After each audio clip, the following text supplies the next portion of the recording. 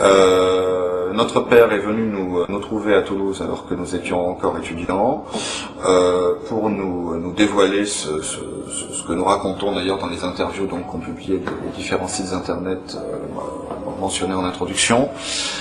C'est-à-dire l'existence d'un groupe secret de gens de pouvoir de tout type de milieux, la politique, la finance, il nous a parlé de gens des milieux médicaux, même universitaires. Ce groupe secret recrutait beaucoup dans les milieux judiciaires et même les policiers haut gradés étaient très appréciés. Et il s'agirait d'un groupe secret dont les activités consistent à mener des sortes de cérémonies dans le plus grand secret, où l'on conjugue des pratiques aussi étranges et uniformément dégoûtantes que la sexualité de groupe, la scarification. Il a évoqué devant nous des images vous faire drécher les cheveux sur la tête. Il nous parlait de chair calcinée, de brûlures de cigarettes, de chair transpercée.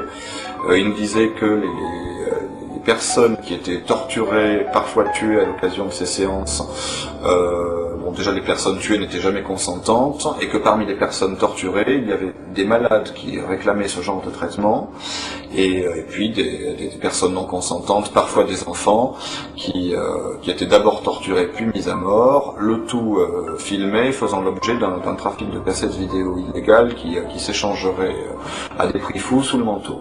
Il nous a dit que les proies de ce groupe de prédateurs de la haute société étaient recrutés dans les couches les plus basses de la société et parmi les catégories de personnes que personne n'irait rechercher. Il nous a parlé de prostituées, il nous a parlé de clodos, je cite le terme employé par un magistrat. Il a même mentionné parfois des étrangers en situation irrégulière, suivant ce qui leur passait sous la main, j'imagine. C'est-à-dire des gens qui soit ont rompu des liens avec leur environnement, soit n'ont pas d'existence légale, c'est ce qui est le cas justement d'étrangers en situation irrégulière, et donc en tout cas des gens que personne ne va aller chercher, ou à propos desquels toute enquête sera plus ou moins vouée à l'échec dès le départ. Et puis alors bien entendu, les membres de ce groupe, de par les positions influentes qu'ils occupent, sont à même, dans le cas où certaines affaires menaceraient de sortir, eh bien de les couper dans l'œuf en manipulant les leviers qui sont les leurs, d'autant qu'ils se tiennent tous entre eux par la barbichette.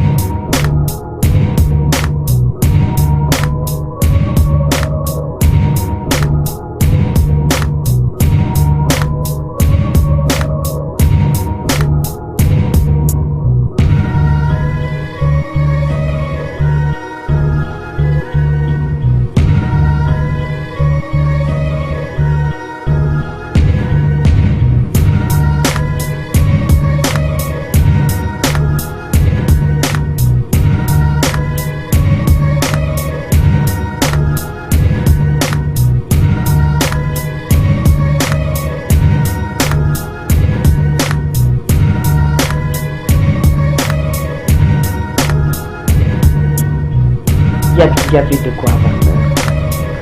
Il y avait en plus le fait que j'avais peur physiquement. Je ne sais pas si c'est devenu Karen Mulder. C'est la même histoire. Elle parlait des mêmes personnes. Sauf qu'on l'a coupée carrément. Alors on lui a fait faire un petit disque pour la tamponner, et depuis.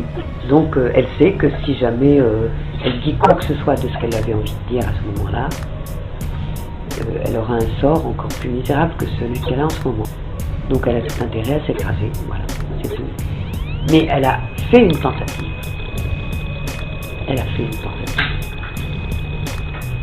Et elle en a payé ce qu'elle en a payé. On l'a amusée en lui faisant faire un disque, une promo, un truc. Mais attendez, alors tout le monde est dans la combine.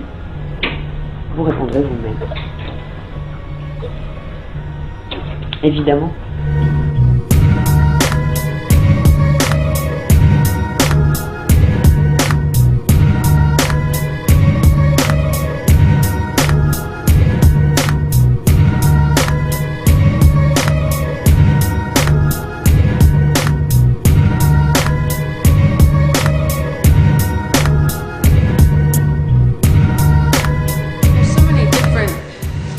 Organizations that are affected with mind control, that we cannot be misled into believing that it's just one particular group of people or another. We can't even say that this is Democrats or Republicans. No. This has nothing to do with party lines.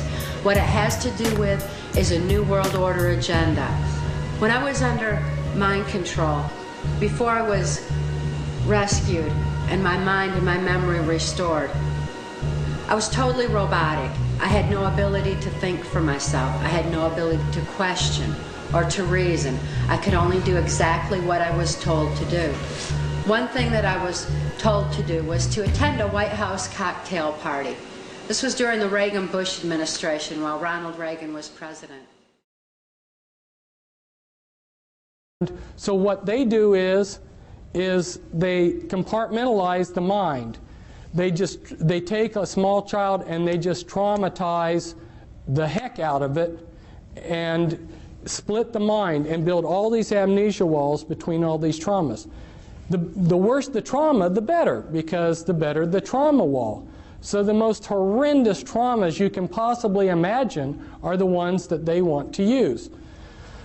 When you've splintered the mind up into many pieces of disassociated pieces, then you can go in and pull that piece up to the front of the mind, and you can construct out of that piece of memory whatever you want out of it. Now, you remember that some people have said that the human mind is like a huge computer, and if you got all the computers of the world together, in some ways your mind would excel. You would be all of the computers in the world. You've got a fantastic computer here. Well, you know how a computer can section off memory. You know, when you turn on your computer, if you need to reboot it, it reboots out of memory that you can't get to. In order to make a functioning computer, the big hurdle that they had to jump over was to be able to create memory that you couldn't access. Well, that's what they're doing with the mind. They're splintering up your memory into thousands of little pieces. My co-author on a couple books on the mind control, her mind was split 30,000 ways. Now, you take those pieces of the mind, yeah, tremendous amount of trauma. Think of the amount of trauma it takes to split the mind and then multiply that times 30,000 times. Tremendous amount of trauma all through these people's lives. So you take that piece and you can make that piece of the mind into anything you want. Now let's say they take one piece and they show it films, and through the programming they make it into a particular personality. Well, what they want to do is they want to make the most perfect front for their slave possible. And so they will test a slave, they will test a victim that they're going to make into a mind-controlled puppet. They'll test them when they're a small child. And I go into the techniques in the book as to how they can test as to what your abilities are. They use EKG tests, and they know how to determine what your abilities are as a small child as to when you would grow up. So they plan out your life ahead of time. They say, this one will be a doctor, this one will be a lawyer, this one will be a scientist working on rockets, this one will be this one will be that, okay? And depending on what they're wanting you for will determine the type of programming they give you. So it's very systematic, and because the movers and shakers of the world have all of the resources, basically, they can move these people into whatever field they decide for them, so they become the top of their field. Now, their front personalities are very legitimate, sincere people. They don't know about the Dr. Jekyll, Mr. Hyde effect. People that are on sensitive in government projects, if you are in charge of something that takes a classification, you're going to be under mind control. Don't you think that they're smart enough to want to control their secrets? And this is was taken at Bethesda, which happens to be a programming center, but it's showing the brain's PT scans of multiples. And you'll see that from when one personality holds the body to another, we've got totally different PET scans. The mind of a multiple personality, and they now call MPD DID, just recently changed that, I think, to throw some confusion into things. But the type of sophistication, the level of thinking in this programming is so in-depth. This is when they're doing the structuring. This is the beginning of a chart showing the beginning of some structuring that they're doing. And then when the master finally, the programmer or the handler finally has finished programming the slave, he will have a 3-ring binder, a laptop computer with pages that look like this. And if he wants to call up a particular altar, he would say like Brown Levi 2003 11A, Brown Levi 2003 11A, Brown Levi 2003 11A. That right there would be the access code to pull up a particular personality that they would. Aussi étrange que cela puisse paraître, les psychiatres disent que les gens développent des personnalités parallèles à la suite de traumatismes graves ou en réponse au stress. C'est ce qu'on appelle la dissociation.